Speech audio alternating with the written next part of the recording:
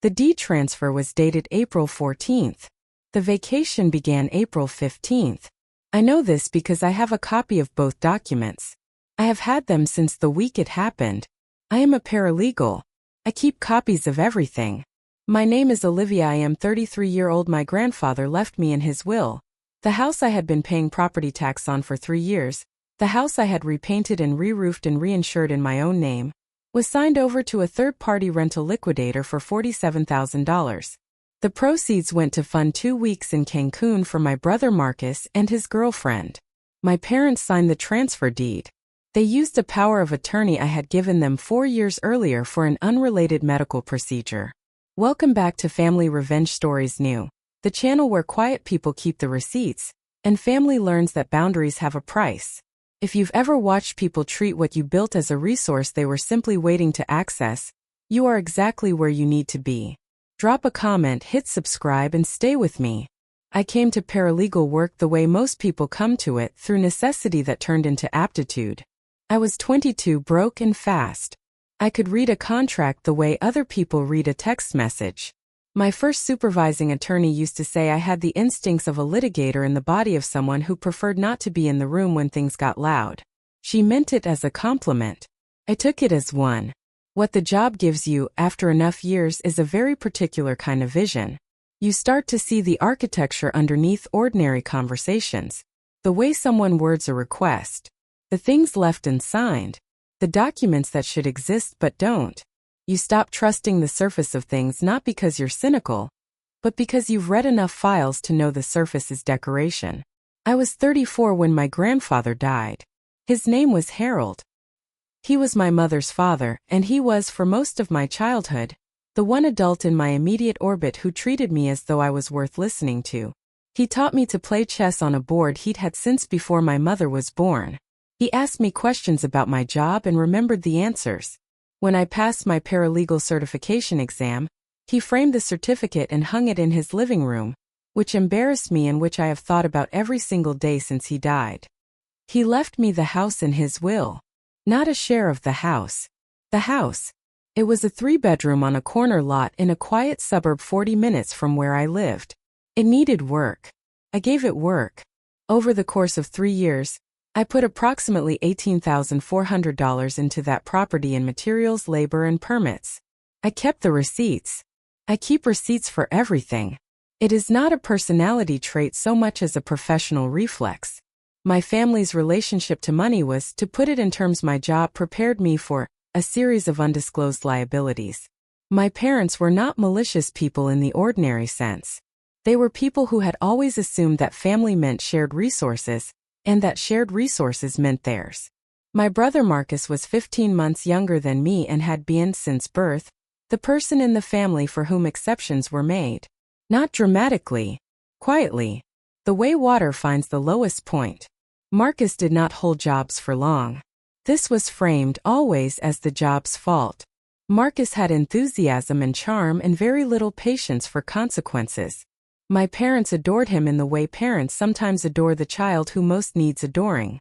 I was the one who showed up, who filed the paperwork, who drove my mother to her appointments and handled my grandfather's estate when he died and made sure the taxes were paid and the will was filed properly. I did not do these things expecting payment. I did not expect them to be used as a blueprint. The power of attorney I had given my parents 4 years earlier was drafted for a specific and limited purpose. I had a surgery scheduled, a routine procedure, and my attorney recommended a POA in case of complications during recovery. It named both my parents as agents. It was meant to cover a 6-week window. It was never revoked. I did not revoke it because nothing had ever happened that made revocation feel necessary. It sat in a drawer in my childhood home and I did not think about it because I trusted my parents in the way you trust a floor. Not consciously, just completely, until the moment it gives way.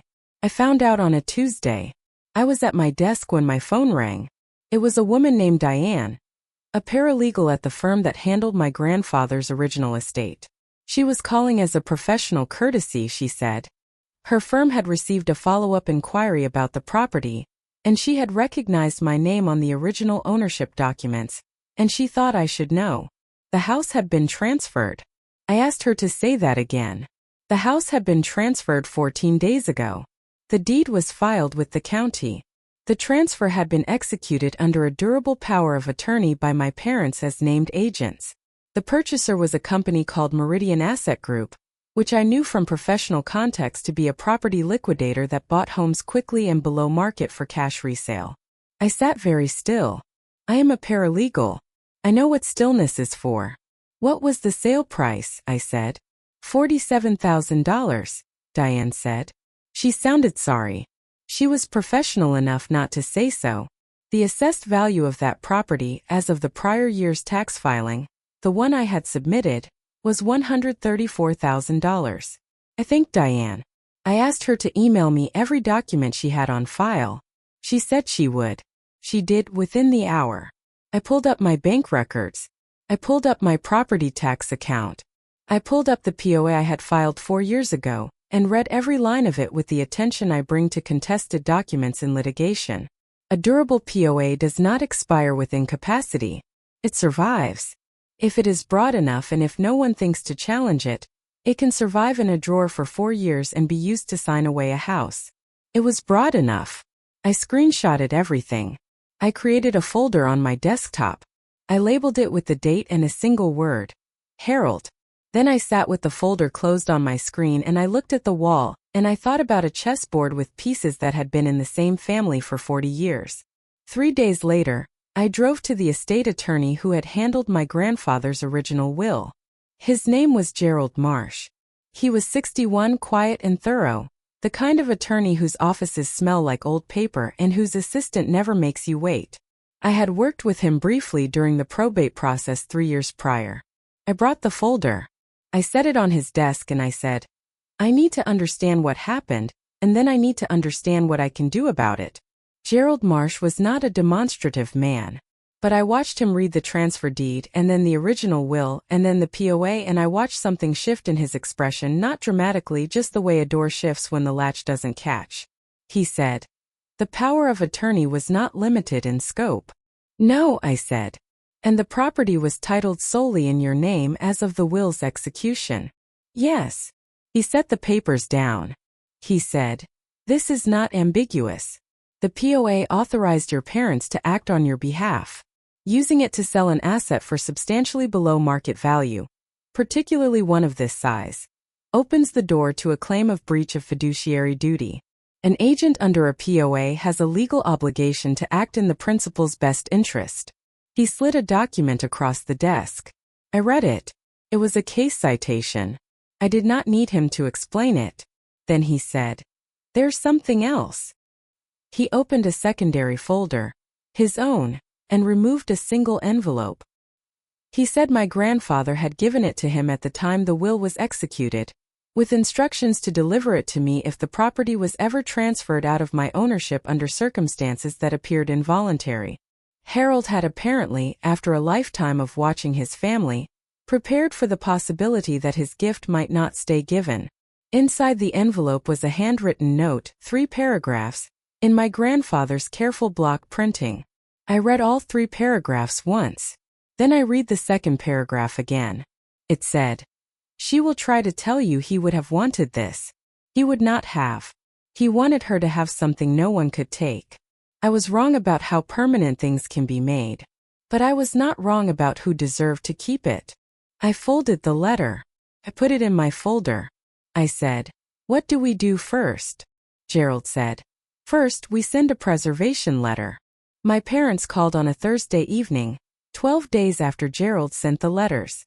My mother's voice was the voice she used for things she had already decided were reasonable. She said they had used the POA for something that had come up suddenly, that Marcus had been in a really difficult place financially, that the trip had been something the whole family needed, and that they had assumed I would understand because I had always understood.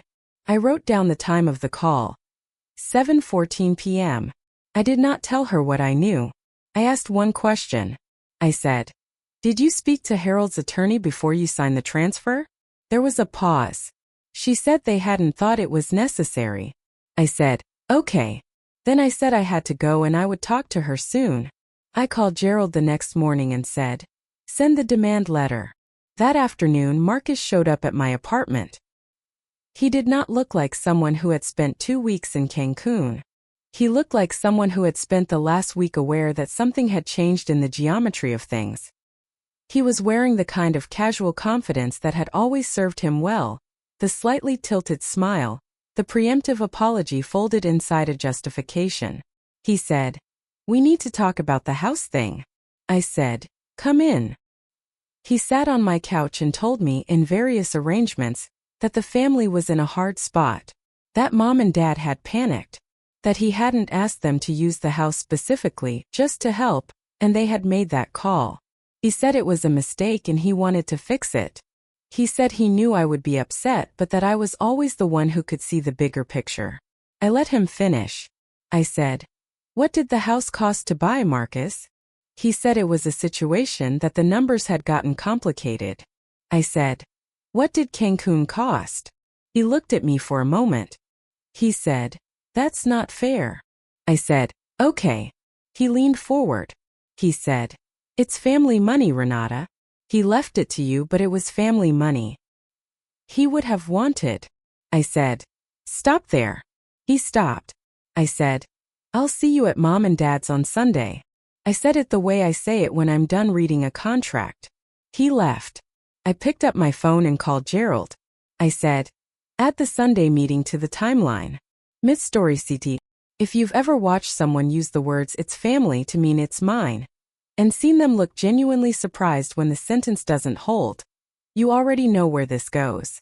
Every document in that folder was dated. Every word Marcus said on my couch was written down within the hour. Stay with me. Sunday arrived the way confrontations do, ordinary on the surface, with something underneath that had already been decided.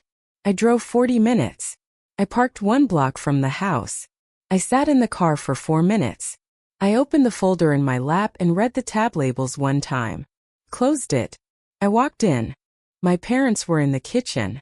Marcus was already there, along with his girlfriend Tanya and my Aunt Cheryl, who was my mother's sister and who had been my mother's infrastructure her entire adult life.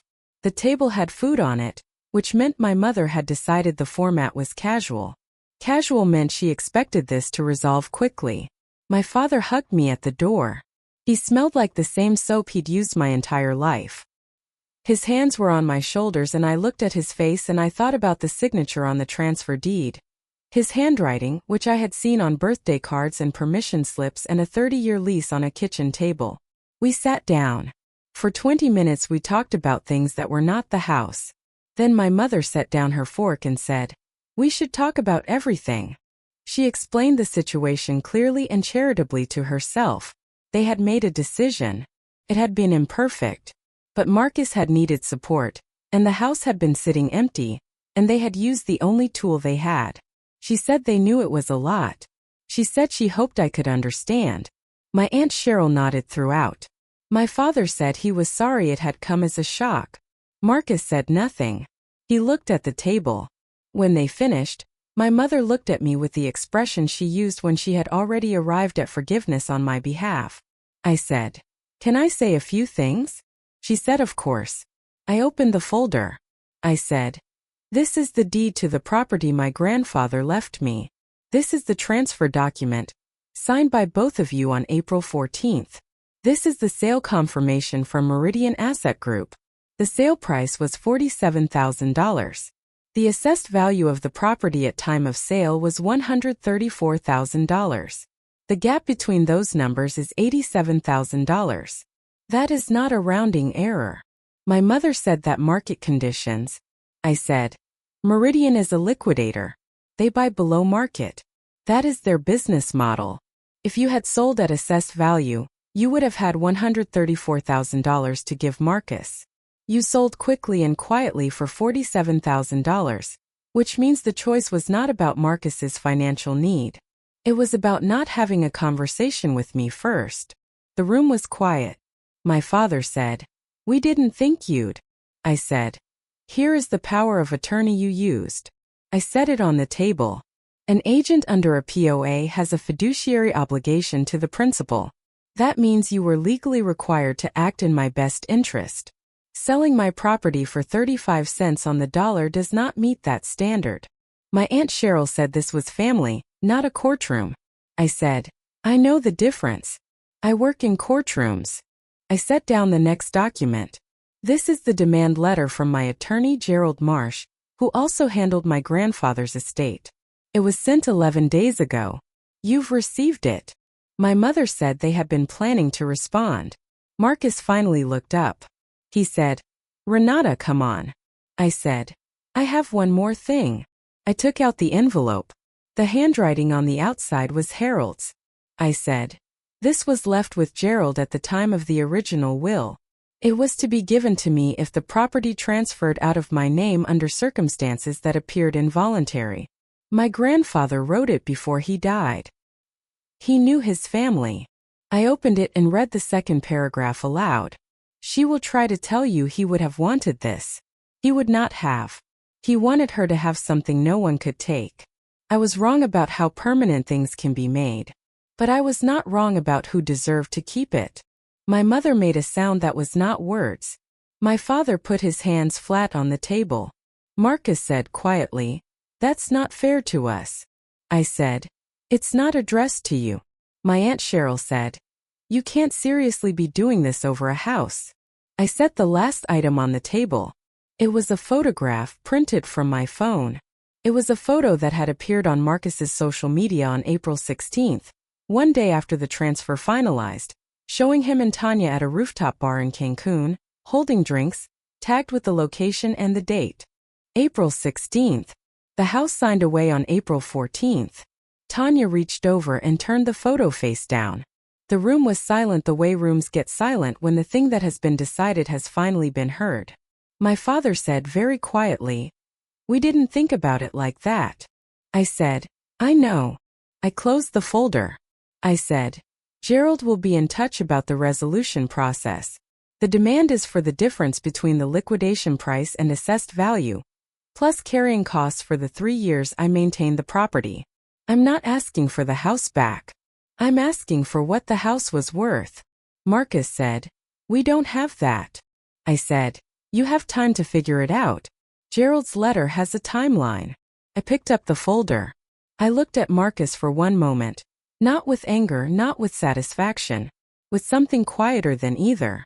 I said, he would not have wanted this. Then I left. The settlement took 4 months. My parents did not have $87,000. After negotiation and after a forensic review of the sale transaction that Gerald commissioned, the final figure settled was $61,000. The liquidation discount plus documented carrying costs minus a deduction for the standard below market rate my attorneys agreed was arguable. My parents refinanced their home to fund a portion. Marcus signed a promissory note for $22,000, notarized with a 5-year repayment schedule. It is filed with Gerald's office. He is on month 11 of 60. He has not missed a payment. I don't know if that is character or self-preservation. It doesn't matter to the schedule. My mother called me 6 weeks after the settlement closed. She did not apologize in any of the ways I had spent years being taught to need. She said she hadn't thought of it as taking. She said she had thought of it as borrowing from someone who would understand. I said, I understand exactly what it was. We talk now sometimes. Less than before. More carefully than before. My father sent me a card on my birthday that said only, I'm sorry we lost sight of you. I read it 3 times. I put it in the Herald folder, not because it belonged there legally, but because it was the most honest document he'd ever given me. My Aunt Cheryl told several family members that I had been vindictive. 2 of those family members called me to discuss it. I told them I had submitted a legal claim for documented damages and received a settlement. They could use whatever word they wanted for that. Tanya and Marcus broke up 8 months after the settlement. I do not know if that was related. I did not ask. The folder lives in my filing cabinet, 2nd drawer, between the tab labeled insurance and the tab labeled property. The photograph of the rooftop bar is still in it.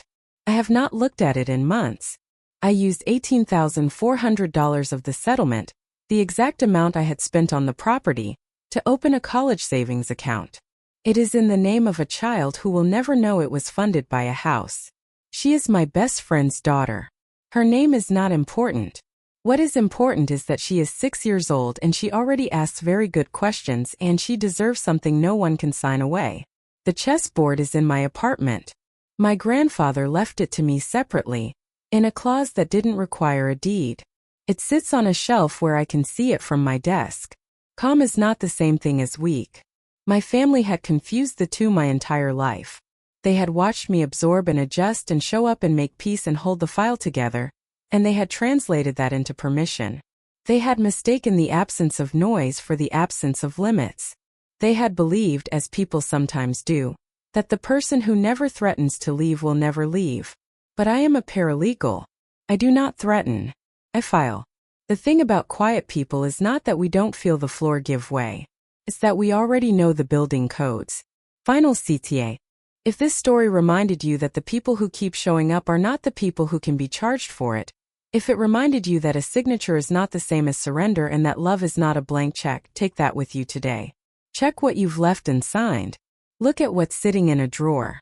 And if someone in your life has confused your patience for permission, you are allowed to correct that record. Drop a comment. Tell me what you noticed. Hit subscribe. And I'll see you in the next one.